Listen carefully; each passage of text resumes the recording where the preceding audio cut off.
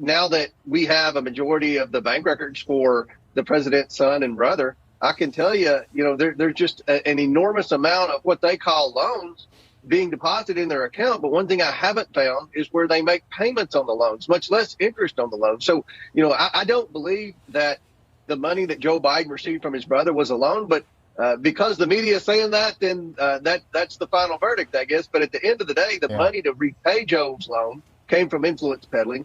And this Kevin Morris, the newest person that we're bringing in to question, he's loaned Hunter millions of dollars to pay his IRS back taxes. And we believe he has a great deal of knowledge about an ongoing influence peddling scheme that's taking place as we speak while Joe Biden's president. And we expect to have him here on Capitol Hill December the 4th or earlier. Now, we haven't heard from his attorney, but obviously we know they received the subpoena, because what do? Just days later, they subpoena Donald Trump. They're always going to try to blame it on Trump somehow, the money they've taken from China and Romania. But at the end of the day, we're ready to bring Hunter Biden in because we have the bank records and we can connect the dots, and we can ask Hunter Biden, Jim Biden, and the entire Biden family that's been receiving wires from our enemies around the world. We can ask them specific questions about specific transactions. We have no idea what the Biden family did to receive all this money. And I think the American people deserve to know